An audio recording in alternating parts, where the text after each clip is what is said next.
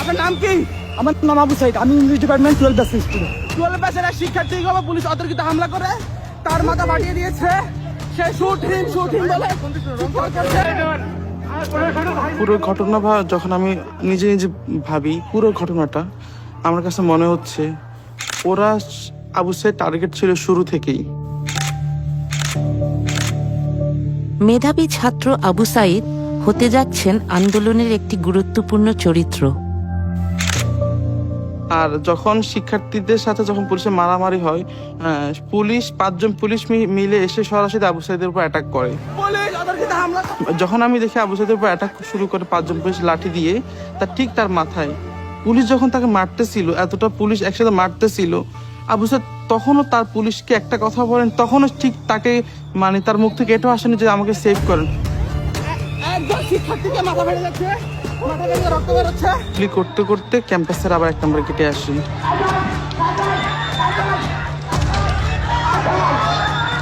সেই মুহূর্তে যখন শিক্ষার্থীরা চলে যাচ্ছিল পুলিশের বাধার মুখে পড়ে, আবু সাইদ তাদেরকে ক্যাম্পাসের 1 নম্বর গেটে অবস্থান নেওয়ার জন্য দেয়।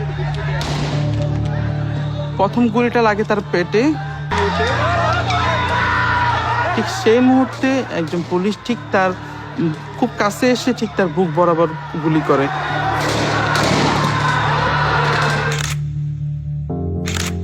পরপর 2টো গুলি এসে তার বুকে লাগে।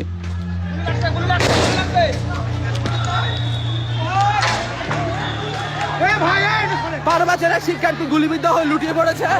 ওকে ধরার জন্য কেউ আসছে না। সাধারণ শিক্ষার্থীরা দ্রুত এগিয়ে আসে। যাচ্ছিলাম ঠিক আমরা যাতে আবু সাইদ ভাইকে না নিয়ে যেতে পারি, যাতে সেখানেই মারা যায়। পুলিশের উদ্দেশ্যটা ছিল ঠিক এরকম, তাদের এরকম একটা ক্রিয়েট করছিল তার পরিবেশটা। ঠিক তারা সেই উদ্দেশ্যে আবার আমাদেরকে গুলি করে।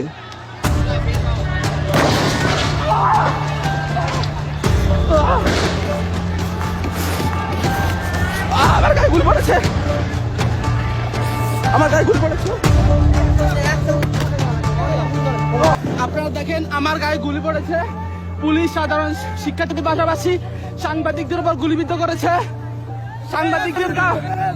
সাংবাদিকের উপরও গুলি করেছে। সাইদের মৃত্যু হয়েছে মাল্টিপল প্লেট ইনজুরিতে এবং ইন্টারনাল হেমোরেজের ফলে তার মৃত্যু হয়েছে। শর্টগান ইনজুরিতে, শর্টগানের গুলিতে, এবং এটা হোমিসাইডাল। এটাই যদি ডাক্তারের চূড়ান্ত সিদ্ধান্ত হতো, তাহলে শেখ হাসিনার আসলে রিপোর্ট আমাকে 5 বার লিখতে হয়েছে। আমি প্রতিবার রিপোর্ট লিখি, জমা দিতে যাই, পুলিশের মনোপুত হয় না।